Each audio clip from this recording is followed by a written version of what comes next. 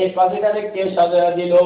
মাছটার দিকে তাকিয়ে তাকিয়ে বলে, সৌন্দর্য কে দিল? মাছের ভিতরে এক রকমের স্বাদ, বুকের মাছের ভিতরে এক রকমের স্বাদ, পিঠের মাছের ভিতরে এক রকমের স্বাদ, লেজের মাছের ভিতরে এক রকমের স্বাদ, একটা মাছের ভিতরে 4-5 রকমের স্বাদ। এই মজা কে দিল? লায়াতিল লিউলিল আলবাব। আল্লাহ বলেন যারা জ্ঞানী তাদের জন্য এখানে শিক্ষণীয় বিষয় আছে। জ্ঞানীদের জন্য শিক্ষণীয় বিষয় আছে, নাদানের জন্য কোনো শিক্ষা নাই। যারা নাদান এদের কোনো শিক্ষা নাই। আল্লাহ বলেন জ্ঞানীদের আলামত কি তোমরা জানোনি?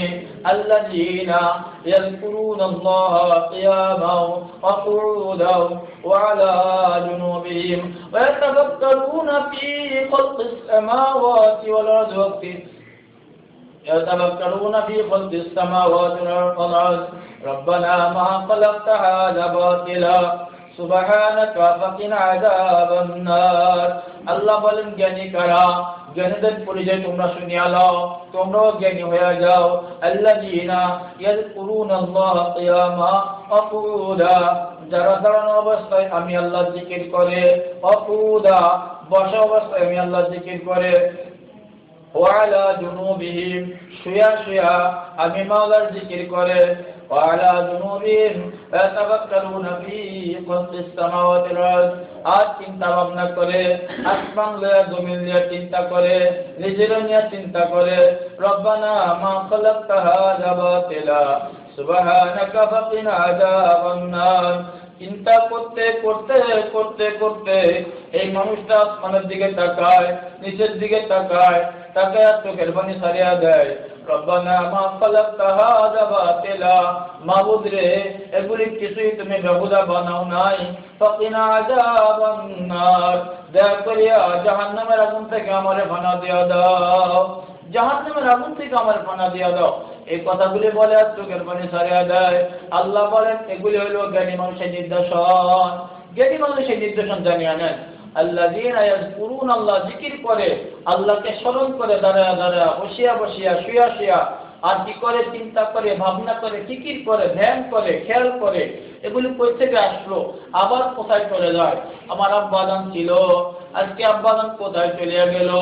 আমার দাদা দান ছিল, আজকে দাদা দান কোথায় চলিয়া গেল? আমি কোথায় থেকে আসলাম, আবার কোথায় চলে যাব? কোথায় আছি? চিন্তা করে, ভাবনা করে। আল্লাহ বলেন এগুলো হলো জ্ঞানীদের কাজ, এগুলো হলো জ্ঞানীদের কাজ। আজকে আমাদের ভিতরে চিন্তা নাই, ভাবনা নাই। আমরা মনে করি এরকম কোন রকম দুনিয়াটা কাটাই দিতে পারলে হয়, কোন রকম এরকম জীবনটাকে শেষ করে দিতে পারলে শেষ। এই জীবনে শেষ জীবন, আমাদের আর জীবন আছে এরকম চিন্তা ভাবনা করি না। এই জন্য আসেন ভাইরা, ইমাম আবু হানিফা রাহমাতুল্লাহ আলাইহি কত বড় বুজুর্গ, কত বড় ওলি। ওনার জীবনের ভিতরে দেখা যায় আবু হানিফা রাহমাতুল্লাহ আলাইহি 40 বছর পর্যন্ত এরকম ইশারের উযু দিয়ে ফজর নামাজ আদায় করতেন। ইশারের উযু দিয়ে ফজর নামাজ আদায় করতেন। কত বড় আবেদ, কত বড় বুজুর্গ হইলে এরকম 40 বছর পর্যন্ত সারা রাত না ঘুমায়া ইবাদতের ভিতরে কাটায় দিয়া এরকম ভাবে আল্লাহ বেনে মুখে কাটায় দিতে পারেন। কত বড় বুজুর্গ। এই ইমাম আবু হানিফা রাহমাতুল্লাহ আলাইহি একদিন রাতে নামাজ পড়তেছেন, নামাজের ভিতরে দাঁড়ায় দাঁড়ায় সূরা ইয়াসিন তেলাওয়াত করতেছিলেন। আর যখন এই আয়াতের কাছে পৌঁছলেন, আমতাজুল ইয়াওমা আইয়ুহাল মুজরিমুন, আল্লাহ রাব্বুল আলামিন কিয়ামতের ময়দানে ঘোষণা দিবেন, এ নাফরমানেরা, এ গুনাহগারেরা, তোমরা পৃথক হয়ে যাও। আমতাজুল ইয়াওমা আইয়ুহাল মুজরিমুন, এ গুনাহগারেরা, তোমরা পৃথক হয়ে যাও। ইমাম আবু হানিফা রাহমাতুল্লাহ আলাইহি যখন এই আয়াতে কারিমা তেলাওয়াত করতেছেন, বাবা আল্লাহর ওলি সামনে আর আগাইতে পারে না, বারবার জবান দিয়া শুধু আমতাজুল ইয়াওমা আইয়ুহাল মুজরিমুন, আল্লাহ আল্লাহ আল্লাহ আল্লাহ। ইমাম আযম ইমাম হানিফা রাহমাতুল্লাহ আলাইহি করতেছেন আর কান্নাকারি করতেছেন, মাবুদে কিয়ামতের ময়দানে যদি তুমি আমাকে গুনাহগারদের কাতার ভুক্ত বলে ঘোষণা দিয়ে দাও, আমি আবু হানিফার কি অবস্থা হবে?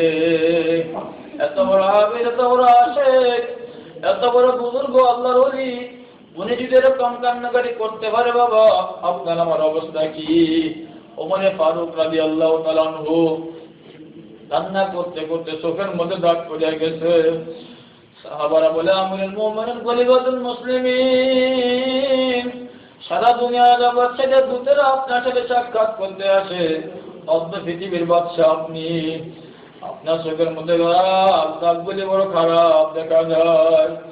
একটু কষ্ট করে যদি দাগগুলি মুছে বানানোর ব্যবস্থা করতেন, কতই না ভালো হইত।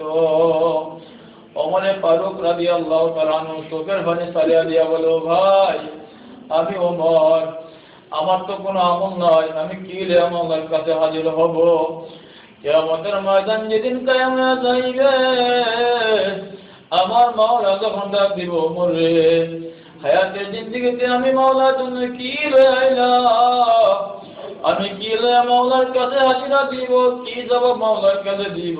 আল্লাহ আল্লাহ। ওমরে ফারুক রাদিয়াল্লাহু তাআলা বলল, আমার ভাইরা শুনো, আমার মুখের মধ্যে যে দাগগুলি পড়ে গেছে, আমার মাওলা যদি জিজ্ঞাসা, ওমর রে কি নিয়ে? আমি আমার মাওলাকে বলবো, মাহবুদ রে, কোনো আমল করতে পারি নাই, তবে তোমার বয়ে কানতে কানতে কানতে চোখের মধ্যে দাগ পরে বলেছি, মাওলা সেই দাগ বলে আমি তোমার কাছে হাজির হয়ে গেছি। বাবা কত বড় সাহাবী ওমর ফারুক রাদিয়াল্লাহু তাআলা আনহু। আল্লাহ হাবিব বলেন, আমার প্রতিজ্ঞ নবী হইতো, এই নবী হইতো ওমর।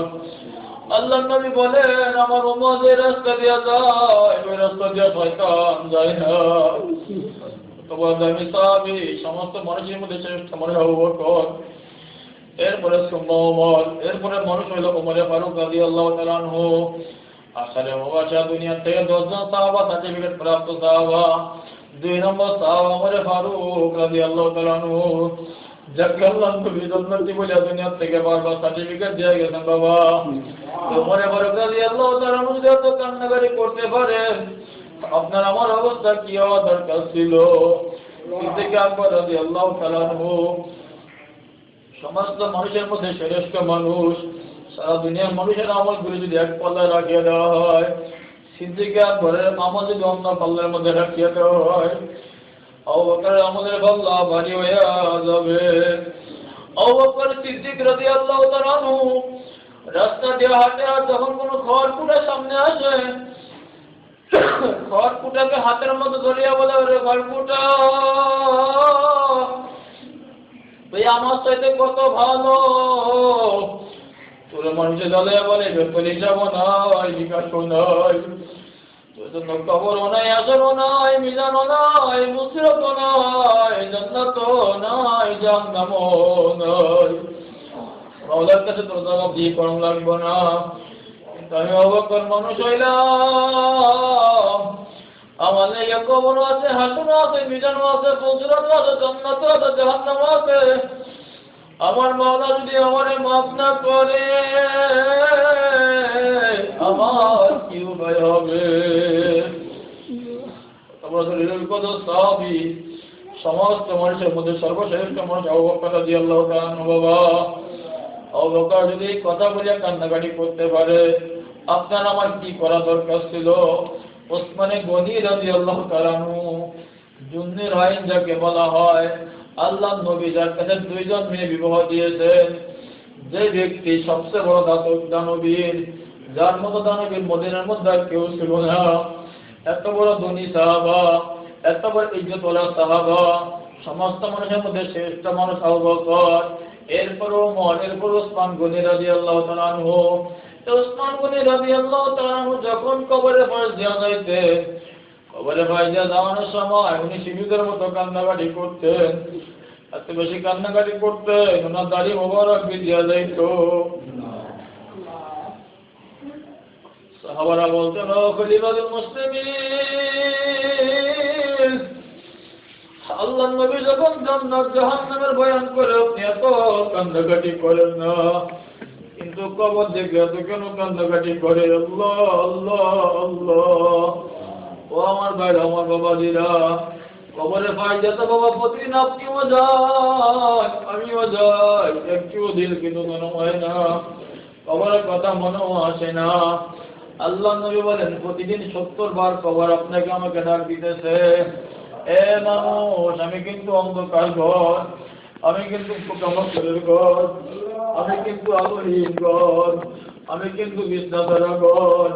সাবধান সাবধান, আমি কিন্তু অত্যন্ত ভয়াবহ অন্ধকার ঘর। আমার মধ্যে আসতে হইলে নেকামল নিয়ে আসিও, নেকামল ছাড়া কোনো উপায় হবে না। গনি রাদিয়াল্লাহু তাআলা কবরে ফাঁস দেওয়া যায়, এত বেশি কান্নাকাটি করে। সাহাবারা বলে, আপনি এত বেশি কান্নাকাটি করেন কেন? আল্লাহ নবী জান্নাত জাহান্নাম বলল, এত কান্নাকাটি করেন না। ওসমান গনি রাদিয়াল্লাহু তাআলা চোখের পানি ছেড়ে দিয়ে বলো, ভাই, আল্লাহ নবী আমাকে বলেছেন, আল্লাহ নবী আমাদেরকে বলে গিয়েছেন, মানুষ মরার পরে প্রথম ঘাটি হইল কবর। যার কবরের ঘাটি সহজ হয়ে যাইবে, তার সব ঘাটিগুলি সহজ হয়ে যাইবে। আর যার কবরের ঘাটি করে নেওয়া যাইবে, আর বুঝার কোনো উপায় নাই। ওসমান গনি রাদিয়াল্লাহু তাআলা বলেন, আমি জানি না আমার কবরের কি অবস্থা হবে। আল্লাহ, আমি কি কবরের মনে দিলাম, আমার তো জানা নাই, আমি কি জবাব দিব মৌলার কাছে যাইয়া। এই জন্য ওসমান গনি রাদিয়াল্লাহু তাআলা হতে বেশি কান্নাকাটি করতেন। আলী রাদিয়াল্লাহু তাআলা আল্লাহ রাসূলের প্রিয় কন্যা হযরত ফাতিমা রাদিয়াল্লাহু তাআলা জামাতা।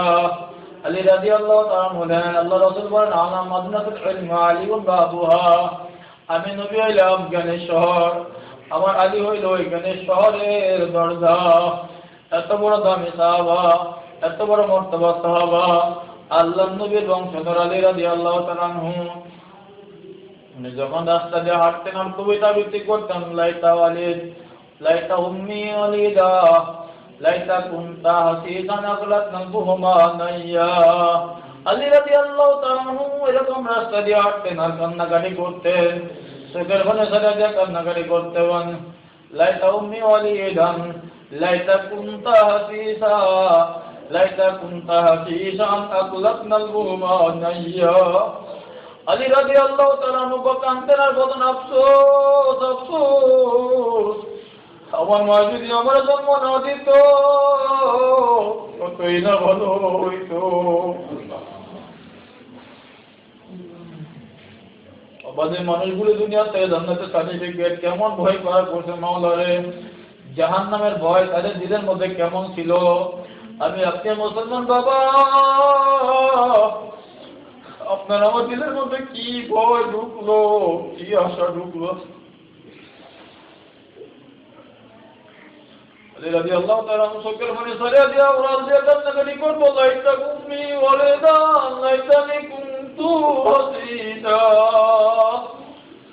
আফসোস আফসোস আফসোস, আমার মা যদি আমার জন্ম না দিত কতই না ভালো হইতো। আফসোস, আমি যদি বন হয়ে জন্মিতাম, আমি যদি ঘাস হয়ে জন্মিতাম, হিংস্র পশু বলু আমার খায়া ফলাইতো, গরু ছাগলে আমার খায়া ফলাইতো, কতই না ভালো হইতো। মাওলার দরবারে আমার যাওয়া লাগতো না, হিসাব নিকাশও দেওয়া লাগতো না। ও আমার বাইরে, আমার বাবাজির, ও আল্লাহর বান্দা, কি অবস্থা আপনার, আমার কিরকম কান্নাকাটি করা দরকার ছিল বাবা। অথচ আমরা কেমন বেখবর হয়ে গেলাম, রমজান মাসটা পেরিয়ে গেল।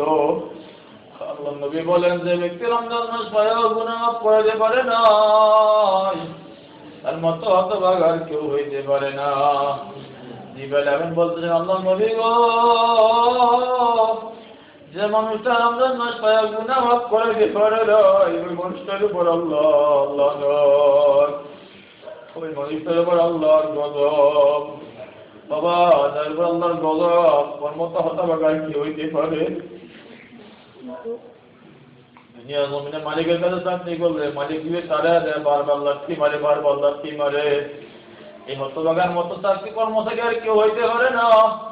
মালিকের কাছে গেলে মালিক ধাক্কা মারে, লাঠি মারে, সুপার মারে, মালিক তার সব বসে থাকে। এই মানুষটা কোথায় ফেডারেশনকে চাকরি করে, যার অবস্থা এরকম তাকে জিজ্ঞাসা করলে বোঝা যায়।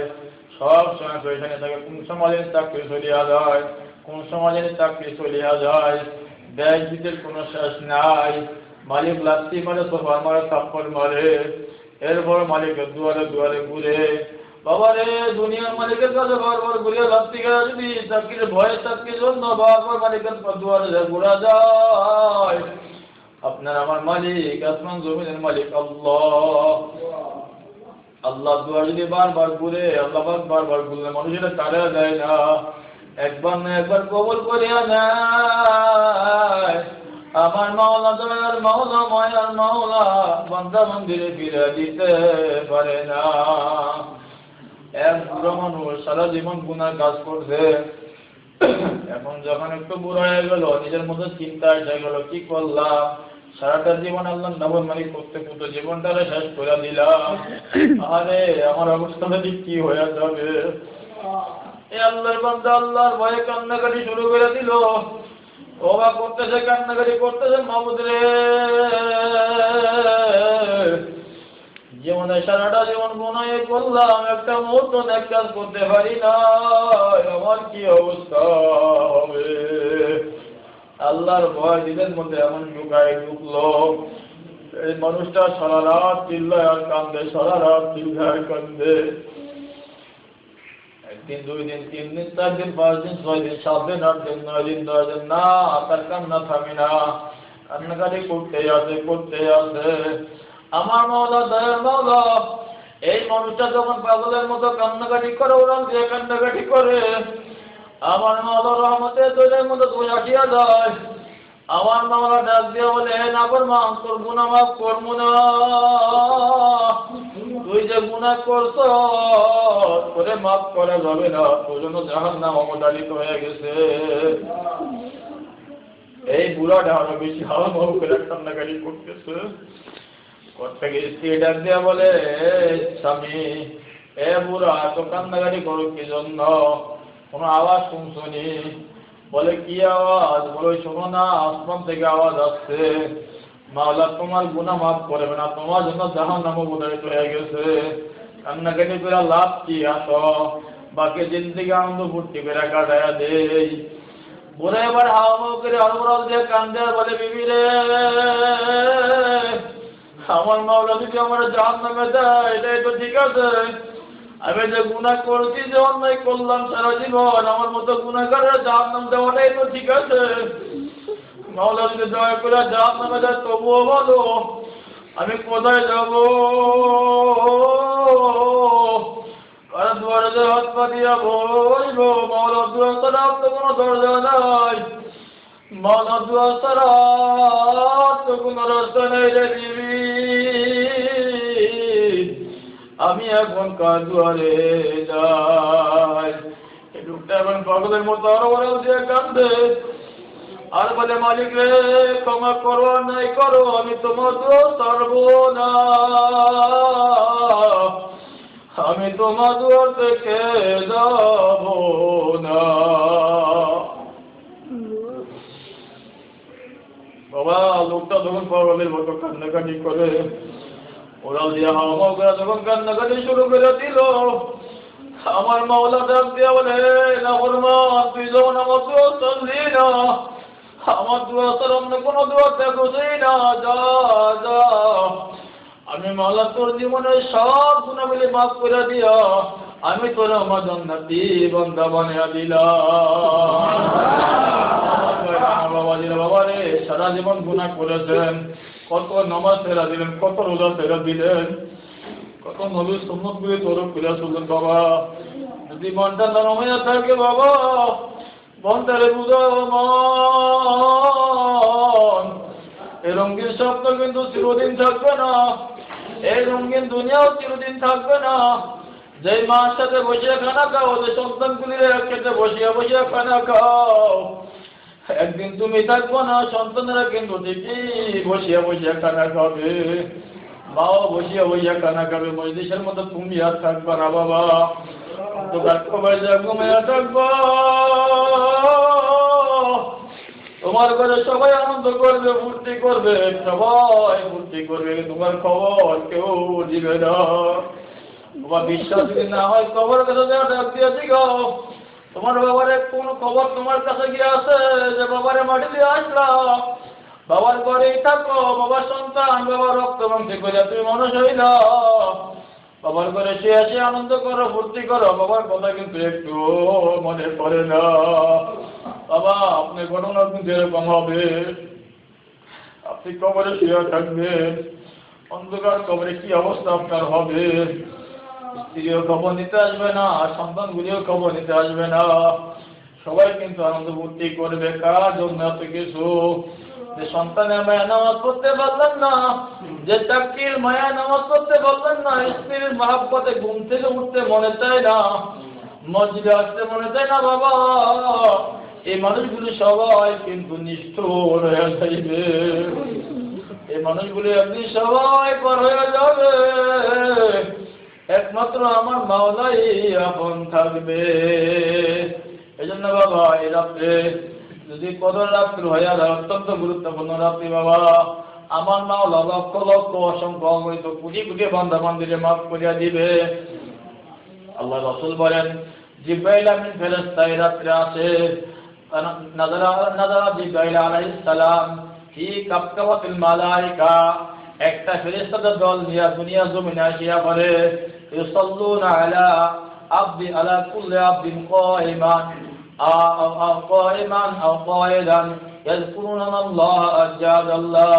আল্লাহর নবী বলেন, আল্লাহ পাকের রহমতের ফেরেশতা, সম্মানিত ফেরেশতা জিবরাইল আলাইহিস সালাম একদল ফেরেশতা নিয়ে জমিনের মধ্যে আসিয়া পড়ে।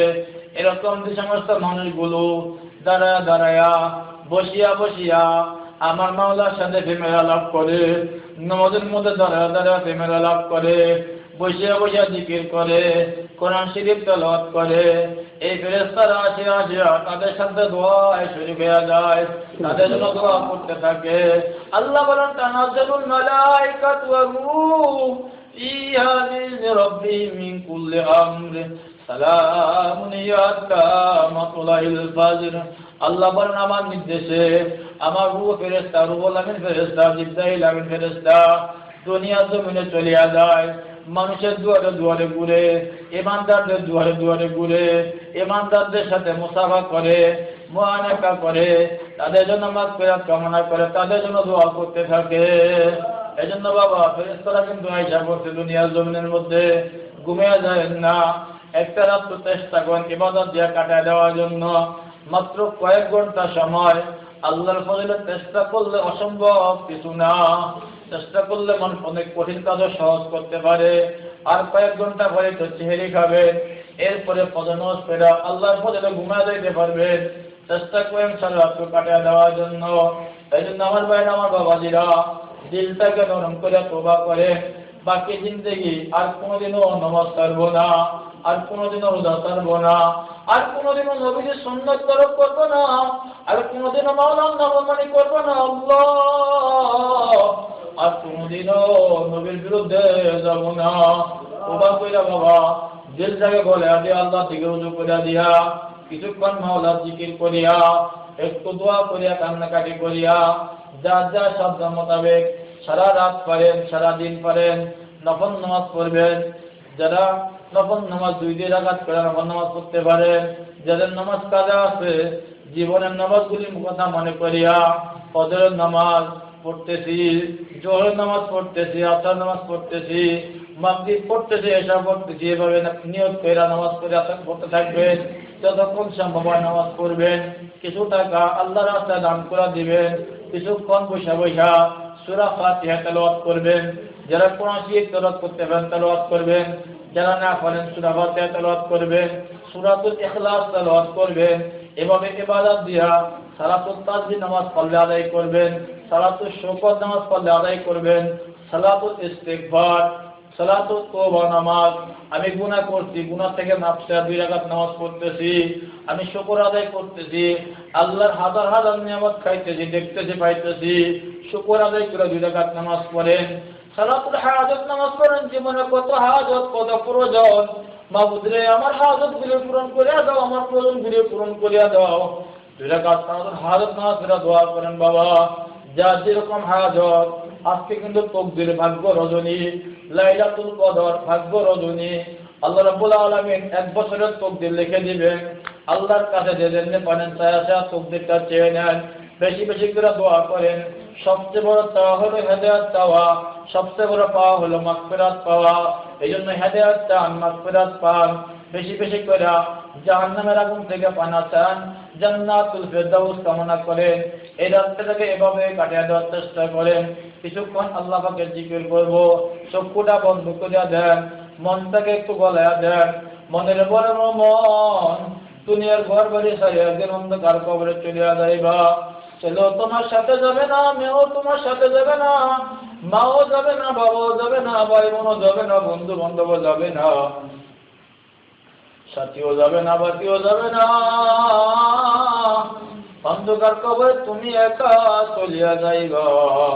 কেমনে থাকবো অন্ধকার কবরে, যেখানে মা নাই, বাবা নাই, ছেলে নাই, মেয়ে নাই, সাথী নাই, বাতি নাই। ও আমার বেড়া, আমার বাবাজিরা, দুনিয়ার মসজিদের ভিতরে গরমে যন্ত্রণায় বসা যায় না, কি কঠিন গরম লাগতেছে। বাবার এই মসজিদটা জানলা আছে, দরজা আছে, কত সুন্দর, উপরে ছাদ আছে, উপরে গাছ গাছালি আছে, এরপরে গরমে টিকা যায় না। অন্ধকার কবরে জানালাও থাকবে না রে বাবা, দরজাও থাকবে না। আল্লাহ চতুর্দিক থেকে আটকে দিবে, এমন আটকে দিবে, একটু হাওয়া ঢুকতে পারবে না, বাতাসও ঢুকতে পারবে না। কি অবস্থা হবে বাবা, কেমনে থাকবে অন্ধকার কবরে? এখন খেয়াল করি, আমার ছেলে মেয়েরা দুইটা বলে আমার ঘর থেকে বের করে দিতেছে। মনে বলি আমরা তো সুন্দর করে ঘর বানাইলাম, আর কোনোদিন বুঝি আমার এই ঘরে ঢুকতে দিবে না। এখন খেয়াল করি, উঠানের মধ্যে রাখিয়া, ঘরের মধ্যে শোয়া, আমাকে গোসল দেওয়ার জন্য কেউ গরম পানি করতেছে, কেউ দৌড়ে বাঁশ কাটতে যাইতেছে, কেউ বাজারে দৌড়ে যাইতেছে বাঁশ কাটার জন্য, কেউ কবর খনন করার জন্য যাইতেছে, কেউ যাইতেছে কাপড় আনার জন্য। সবই কিন্তু দেখা যায়, কিছুই বলা যাবে না। এখন খেয়াল করে আস্তে আস্তে আমার গোসল দেওয়া, আমাদের কাপড়ের মধ্যে জানানো শুরু হয়ে গেল। বাবা এখন এরকম গরমে কিন্তু সবার করবে। সামনে কত মানুষের কাপড় করাইলে নিজের মনে কেউ একটু চিন্তা আসে না। এমন নিষ্ঠুর মন আমার, কত কঠিন মন আমার। কত মানুষের কাপড়ের ভরাইলাম, আমার কাপড়ের কথা স্মরণ আসে না।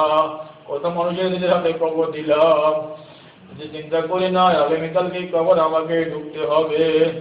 ও আমার ভাইরা, আমার বাবা, এখন খেয়াল করি, কাপড়ের মধ্যে জড়াইয়া, মাথার মধ্যে বান দিয়ে দিল, পায়ের মধ্যে বান দিয়ে দিল, কোমরের মধ্যে বান দিয়ে প্যাকেট বানিয়ে ফেলাইলো।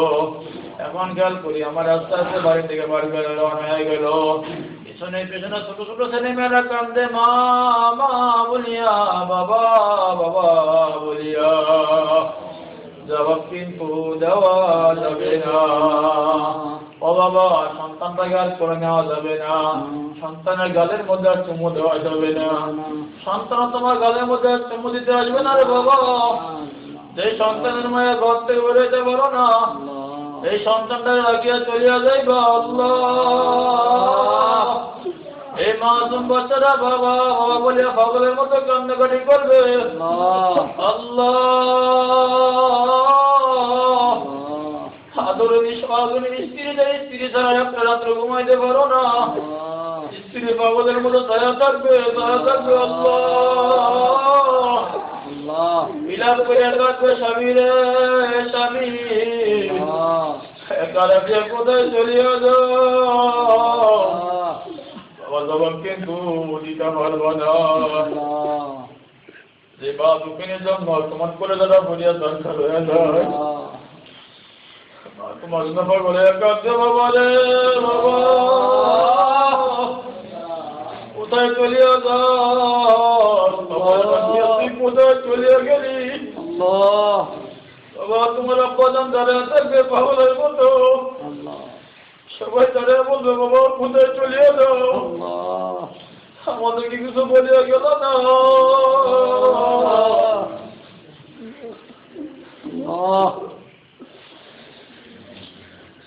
বলার সবাই কিন্তু দিবে না।